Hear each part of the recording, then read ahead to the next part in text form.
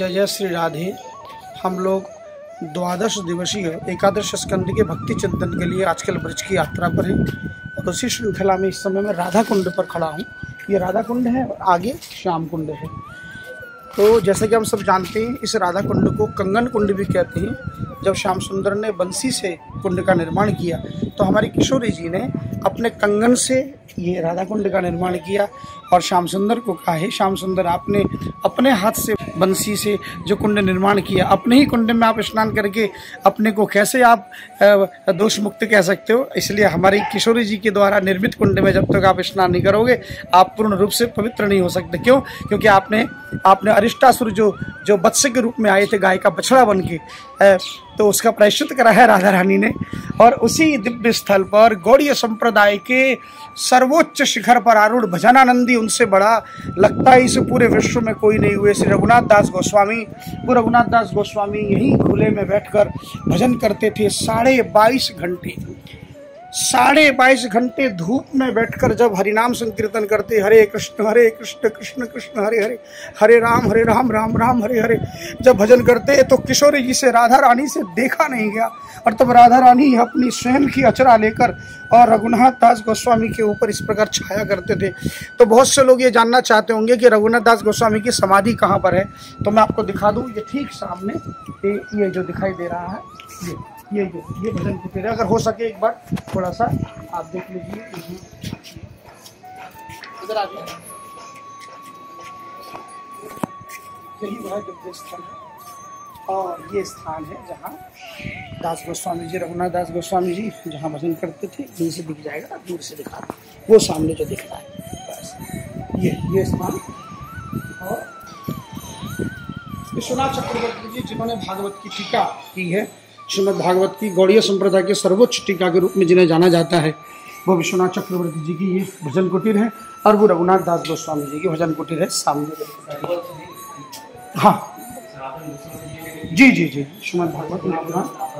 तो उसी प्रकार से यहाँ गौड़ीय संप्रदाय के जितने भी महापुरुष हैं सबका ये एक प्रकार से देखा जाए तो शीर्ष स्थान है, बड़े बड़े महापुरुष। तो आइए मैं एक प्रश्न का उत्तर देना चाहता हूँ। प्राय लोग ये कहते हैं, आजकल टीवी के माध्यम से प्रचार हो रहा है कि यदि हम केवल राधे राधे करें, हरि हरि करें, कृष्ण कृष्ण करें तो क्या ये शास्त्र सम्मत है। तो मैं कहना चाहूँगा कि यदि किसी संप्रदाय विशेष में ऐसा करते हैं तो आप किसी विशेष संप्रदाय में यदि है तो ठीक है, हम किसी की निंदा नहीं करते। संप्रदाय विशेष में ये ठीक हो सकता है यदि आप किसी विशेष संप्रदाय से दीक्षित हैं और वो आचार्य यदि आपसे कुछ कहें तो आप कर। किंतु ये रघुनाथ दास गोस्वामी जी का एक सबसे दिव्य उदाहरण है कि जो हरे कृष्ण महामंत्र उन्होंने किया और किशोरी जी राधा रानी जो अगर कोई ये कहे कि केवल राधे राधे करने से ही किशोरी जी की प्राप्ति होगी, तो मैं यहाँ कह सकता हूँ कि यहाँ आकर कभी दर्शन करें कि राधा रानी स्वयं अपनी अचरा लेकर छाया की हुई है। तो महामंत्र के जाप से भगवत प्राप्ति नहीं होगी, ऐसा जो लोग आजकल अनर्गल प्रलाप करते हैं उनको यहाँ आना चाहिए और आकर दर्शन करना चाहिए, है ना।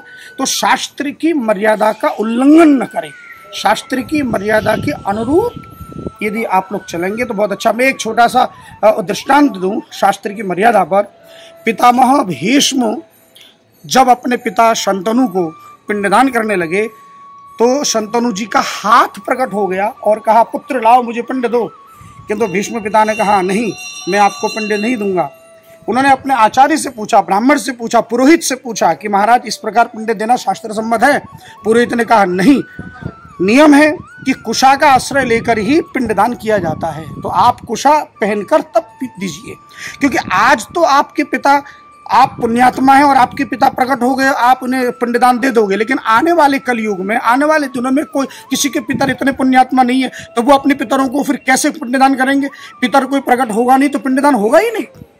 तो इसलिए शास्त्र जो कहे उसकी आज्ञा पालन करो, न कि केवल जो सामने दिखाई दे उसको। तो इसलिए हमें शास्त्र परिपूर्ण है। भगवान भगवत गीता में भी स्पष्ट आदेश देते हैं 16वें अध्याय में, यह शास्त्र वृद्धिम उत्सृज्य वर्तते कामकारतः न स सिद्धिम वाप्नोति न सुखम न पराम गति। शास्त्र की आज्ञा का जो उल्लंघन करेगा ना उसे सिद्धि मिलेगी, ना सुख और न परम गति। तो आप देख सकते हैं कोई भी नाम जपें लेकिन शास्त्र सम्मत हो, केवल उसी का आश्रय लें। जय जय श्री राधे।